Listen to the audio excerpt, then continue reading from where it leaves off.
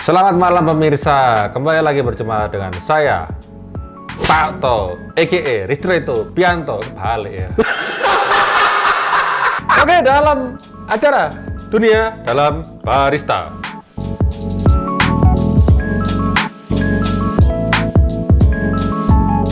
Hari ini di samping saya sudah ketemu sama orang yang dari tadi ketawa, nggak tahu kenapa ya. Selamat malam Kunik. Malam. Selamat malam. Apa kabar Kunik? Baik. Bahagia sekali sepertinya hari ini ya. Obat stres. Oh iya. Iya. Oke. Apa sih rahasianya untuk tetap ceria gitu Kunik? Ya. Bulan Ramadan. Oke, jadi sekarang kita lagi ada di studionya Kunik. Studio apa ini namanya ini? Studio fotografi, Niko Fotografi. Niko Fotografi. Ini ada NN-nya ini ya. Ya. Keren, ini ada PC gamingnya, bisa main Genshin Impact ya. Oh, bisa. Ada Counter Strike. Oke, ada minumnya habis mokel. Iya. Kursi gaming saya juga bisa muter-muter ini. Saya di sini kayaknya habis ini saya mau pindah ke sini aja ya. Oke. Ngekos di sini. Oke. Jadi Kodik mungkin bisa cerita dulu nih sebelum fotografi yang sekarang ini ngapain aja dulu itu? Sebelumnya sekolahku ini 2 kali. Dulu pertama aku kuliah itu di Bali. Oke. Itu kuliah food and beverage. Jadi perhotelan. Aku lulus. Aku kerja di Waterboom selama hampir kurang lebih 3 tahun. Bosen jadi kacung terus di sana kan. Itu yang nganterin anak-anaknya itu yang dorong orang. Bukan, tukang jagung bakar. Terus tahun 2011 itu ayah saya nggak ada. 2010 ayah saya nggak ada. Terus 2011 terbesitlah ide oleh mama saya mengajak saya ke Amerika. Oke. Diajak nganggur, aduh ngapain ya, ayo ke Amerika. Gitu dah. Ya, karena dulu lontang-lantung. Nah, dulu awalnya saya nggak mau. Karena dulu punya mantan pacar Indonesia. Biasalah, nggak mau ninggalin. Ya kan? Dikibulin sama mama saya. Bilangnya, ayo lihat aja dulu. Kan kakak saya ada di Amerika. Oke. Jalan-jalan aja, cuma jalan-jalan, lihat-lihat di sana gimana. Sampai datang ke Amerika, sedikit terjebak. Sama kakak saya dikasih tahu yang enak-enak di sana. Ya itu. Yaitu burger, hotdog, apa itu enak semuanya. Sebulan di sana dikasih tahu sekolah-sekolah yang bagus-bagus. Oke. Jadi sebelumnya dulu mau masuk ke sekolahnya Bobby Flay. French Art Culinary namanya, tapi karena terlalu mahal saya mundur. Saya melihat teman saya itu ada sebagai fotografer, kok sangar ya bawa kamera itu keren rasanya. Dari situ itu adalah niat awal, cuma pengen kelihatan keren. Berangkat dari ide itu saya memilih beberapa sekolah yang waktu itu di pilihan saya tiba di namanya LaGuardia Community College. Nah, kalau orang-orang tidak tahu Community College itu ya kayak sekolah biasa lah ya. Sekolahnya ya average lah, bukan kayak yang Berkeley atau Harvard gitu kan. Sekolahnya average. Tapi kelebihannya di situ kenapa saya pilih sekolahan itu? Karena dia ada satu program komersial fotografinya sangat-sangat bagus. Jadi semuanya disponsor oleh pemerintah, kameranya tuh bagus-bagus, lightingnya bagus-bagus, peralatannya. Jadi Konik ini dia memilih jadi fotografer karena keren. Ya, karena keren. Ternyata susah hidupnya. Saya juga ngalami itu sih, kerasnya seperti apa. Terus gini, kenapa kok tiba-tiba dan akhirnya memutuskan untuk fokusnya itu di foto produk ya, foto produk. Potensinya apa sih? Penting nggak? Oke, jadi sebenarnya kalau waktu sekolah dulu kita diajarinya, ini aku cerita basicnya dulu ya. Kalau di sekolah fotografi itu di situ awal mulanya di sekolah juga aku belajarnya nggak langsung ke produk. Produk fotografi ini adalah sebuah bagian dari still life fotografi. Istilahnya itu still life. Kenapa kok aku ke produk? Sebelumnya juga nggak di produk. Sebelumnya aku lebih banyak di fashion. Fashion, di fashion itu sangat-sangat keras ya. Kehidupan fotografer itu kalau kalian tahu susah sekali cari uang. Glamornya banyak, cari uang itu susah. Dan nama kalian akan banyak terbit di majalah-majalah. Itu aja, udah nggak ada uangnya. Gitu. Kalau kita start dari nol itu susah. Kebetulan mungkin sudah rancangan dari Yang Maha Kuasa. Amin. Subhanallah di Ramadan. Saya dipertemukan oleh seorang teman. Dia itu adalah website designer. Website designer dan banyak mempunyai klien restoran. Di awal-awal juga saya nggak ngerti foto makanan ini gimana angle-nya ini. Akhirnya saya dituntut untuk belajar. Sesudah sekolah masih sekolah lagi. Sekolah hidup. Sekolah kehidupan. Nah, dengan bekal dasar-dasar yang saya punya, pemahaman yang dari fotografi dasar yang saya punya, saya implementasikan ke dunia produk makanan. Pada waktu itu masih makanan, dan saya bekerja dengan dia lumayan lama, lumayan sekitar 3 tahun 4 tahun di Amerika.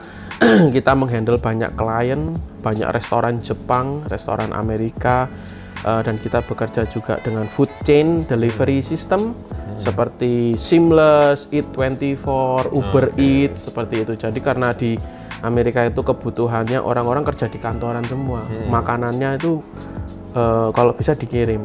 Itu tahun berapa itu? Itu sekitar tahun 2014. Itulah kenapa foto produk itu diperlukan di food delivery system ini. Karena orang melihat, orang kepengen makan itu dari apa sih? Pertama, nggak lihat dulu. Iya kan, nggak mungkin ada 100 restoran ini ngasih kamu sampel satu-satu. Nggak mungkin. Nggak mungkin kan. Jadi yang ngelihatnya dari foto. Nah dari foto kepingin, masalah dia makan enak nggak enak ya itu urusan restorannya. Nah disinilah peran kita itu sangat diperlukan. Jadi fungsinya untuk memainkan imajinasinya gitu ya. Iya. Jadi dilihat chicken curry, kayak gimana chicken curry-nya? Ada gambarnya, ada ayamnya masih hidup gitu kan, kayaknya fresh banget. Itu penting. Kayak saya sering itu menghadapi, pengen lihat di GrabFood misalnya ya, atau di GoFood. Saya ada yang minuman panas kayak cappuccino, itu kan saya suka itu. Cappuccino itu saya suka. Saya lahir itu nggak minum ASI, cappuccino. Saya lihat itu cuma plastik cup, paper cup aja. Jadi dari satu deretan menu panas itu isinya paper cup semua. Tidak kelihatan. Paper cup terus apa bedanya? Apa bedanya? Tapi kalau misalnya dipakein backdrop, backdrop. Tapi kalau misalnya gini, pakai cup keramik yang sejatinya itu bukan barang yang dikirim nanti ya, itu bohong nggak sih? Sebenarnya tidak, karena masalah ya berarti ya. Sekarang begini, pernah nggak melihat uang kertas senilai 10 miliar? Nggak pernah. Ada yang pernah di sini ngelihat uang kertas senilai 10 miliar? Tapi kalau ngelihat gambarnya kepengen nggak? Pengen. Nah, jadi sama aja seperti kayak orang jualan di GrabFood, cappuccino menunya, ya harus dilihat kan seperti yang enaknya cappuccino itu seperti apa. Seperti apa? Mungkin dikasih background, biji kopi, ada asap-asapnya. Itu perlu karena manusia tuh kita melihat itu dari mata duluan. Benar. Posisi yang paling atas ini kan mata ya. Baru turun ke hidung, turun ke mulut, ke perut dan ke hati. Iya, ke hati.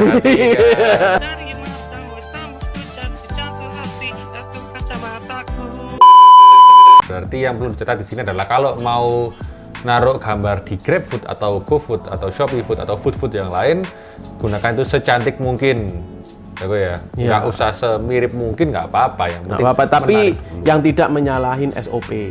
Iya, yang tidak bohong. Gitu ya. Kalau misalkan minuman itu ada whipped creamnya, ya dikasih whipped cream. Jangan ada whipped creamnya tapi yang dikirim nggak ada whipped creamnya, kan itu jadi masalah.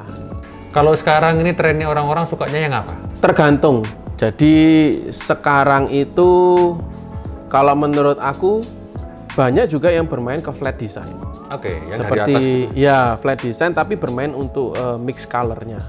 Oh. Jadi kayak warna pastel, warna yang ngejreng, tergantung konsepnya mereka mau apa. Jadi nggak bisa sebenarnya semuanya dihantam rata. Karena setiap produk itu mereka punya konsep marketing tersendiri. Oke. Kalau misalkan mereka jualan, ya bisa aja kalau dipaksakan sih bisa. Cuma kadang nggak sejalan dengan ideologi produknya mereka. Oke. Itu yang harus kita aware juga. Jadi memang kita kalau ketemu klien kita tunjukkan, oh lagi yang ini kayak begini-begini ini. Biasanya mereka ngelihat ke Instagram saya kan. Sebagai fotografer yang kita punya, yang bisa menservis customer, kita harus bisa fleksibel mengerti apa yang customer mau. Yeah. Tapi kadang juga yang customer mau nggak selalu benar. Nah, di situ fungsi kita meluruskan. Nyari jalan tengahnya. Nyari lah, jalan ya. tengahnya. Jadi nggak melulu karena kita suka yang rustic terus harus rustic gitu, nggak rustic nggak mau, gitu. Nggak bisa kan. Jadi kita bawa tren yang lagi hits apa, yang kira-kira orang bakal suka apa, kita bawa gitu kan. Misalnya dari tren disesuaikan sama karakteristik tempatnya, sama konsepnya gitu. Iya, benar. Misalnya orangnya sekarang lagi hitsnya warna pastel, mungkin bisa ditwist dikit di warna nogosari, perut ayam gitu ya. Tapi aku kepikiran satu hal ini kok. Ya. Kita waktu awal-awal episode itu membahas tentang artificial intelligence. Wah. Pinter itu. Pinter itu. Pinter itu. Keminter. Nggak tahu sekolah di mana, tapi pintar sekali. Iya. Gitu loh. Banyak sekarang forum-forum di Facebook juga, kan aku juga tergabung di forum-forum di Facebook fotografer luar negeri ya. Reaksi pertama mereka adalah takut. Oke. Reaksi mereka adalah khawatir karena gini, sebenarnya ruang kreativitas ini juga berbanding lurus dengan perekonomian. Oh. Di mana kreativitas yang bertumbuh, ekonomi juga akan bertumbuh. Di situ mereka merasa terancam karena gini, AI ini sekarang cuma tinggal ngetik, pengen foto kayak begini diketik, langsung tercipta fotonya. Kalau misalkan dunia fotografi ini kan ada pride, ada suatu kebanggaan. Oh, ini yang kita buat dari otak kita, originalitas. Cenderungnya kalau ke AI adalah nanti originalitas ini akan menurun, akan hilang lama-lama karena dengan kemudahan segampang itu jadi orang semakin akan menyepelekan. Oke. Nah, itu yang dikhawatirkan oleh banyak fotografer sekarang. Karena sebenarnya AI itu kan ya ada trainernya juga kan. Ya. Punya limitasi gitu loh. Sedangkan kalau manusia kan bisa membawa perasaan. Bisa menuangkan perasaan ke dalam gambar. Iya, itu sih. Dan AI itu berbayar loh, enggak. Bayarnya mungkin malah bisa lebih mahal daripada bayar fotografer. Sama aja dong berarti. Mending lebih murah sama fotografer aja. Iya. Tapi bakalan banding harga nggak kira-kira ke depan ini kalau misalnya prediksinya dari Konik? Kalau aku sih enggak sih ya. Jadi aku selalu membandingkan hargaku dengan kualitas yang aku berikan, dengan peralatan yang aku pakai juga. Nggak masuk akal kalau aku pakai kamera harganya 65 juta, aku pasang foto harga 5 ribuan, 10 ribuan. Aku juga punya keluarga kan, keluarga aku butuh makan, butuh kehidupan, anakku butuh sekolah. Di situ juga aku harus bisa menghasilkan pundi-pundi uang. Tapi juga nggak ngawur, mentang-mentang aku sudah banyak kliennya, masang harga seenaknya. Yang bikin mahal dari jasa fotografi itu apanya sebenarnya? Pertama memang perhitungan pertama adalah alat. Alatnya memang tidak murah. Oke. Contohnya? Kamera. Kamera Canon yang saya pakai ini kamera Canon R5, itu bodinya aja sekitar 64-65 juta. Oke. Itu belum lensanya, belum lighting dan yang lainnya. Karena lighting itu juga mempengaruhi hasil. Di sisi lain juga kekreativitasan kita. Jadi semakin tinggi jam terbangnya kita, pengetahuan kita semakin banyak. Semakin sering kita foto, kita juga artinya semakin banyak orang yang menggunakan kita, dan di situ juga kita belajar. Tidak melulu dari semua klien yang kita foto semuanya suka. Tidak melulu semua kita berhasil, tapi ada salahnya, ada benarnya, itu yang kita pelajari. Jadi kan terus belajar dan tumbuh gitu. Jadi ada dua sisi, yang kalau untuk fotografi ya dari segi bahan alat-alat, dan kedua dari kreativitas kita. Boleh spill harga gak aku? Kalau semasalah spill harga, range saya itu biasanya untuk UMKM sama untuk yang standar itu beda. UMKM itu adalah yang benar-benar usahanya itu baru mulai. Masih mulai banget masih gitu ya? Mulai masih banget, gitu. masih keadaan orangnya juga memang tidak punya gitu loh. Maksudnya bukan, tapi memang ada niatan saya untuk membantu. Biasanya kita start di angka 75.000 sampai 150.000. Nah, kalau standarnya itu adalah 150.000. Standarnya 150.000 itu, tapi bukan hanya untuk satu foto. 150.000 itu adalah untuk satu makanan, tapi dia akan dapat beberapa angle. Ya enak dong. Iya, jadi Murah bisa portrait, karena gini, kebanyakan foto-fotonya nanti ini akan digunakan di desain kan? Iya. Dan belum tentu angle ini cocok untuk desainnya A. Harus pengen foto yang agak atas lagi. Nah, kalau tidak ada option ini, dia akan sangat terbatas. Karya kita juga tidak dipakai dengan maksimal, gitu kan. Jadi kalau saya lebih memberikan opsional seperti itu, lebih banyak angle-nya, foto yang, tapi yang saya hitung adalah makanannya. Jadi per item ya? Per item. Jadi saya selama ini ditipu ini pemirsa. Lu nggak geluk aku sih. Kita belum kenal, kita kenalnya barusan ini. Iya Pak, kenal baru. Kenal barusan. Pak To. Seru sekali hari ini kita bertemu dengan Konik dan berbagai ceritanya dari US. Kita impor ke Malang buat wawancara kali ini ya. Kurang lebih sekian dulu untuk hari ini. Jangan lupa klik subscribe, terus pencet like kalau suka, pencet like juga kalau nggak suka, dan sampai ketemu di pertemuan selanjutnya. Selamat malam, terima kasih Konik. Terima kasih. Luar biasa.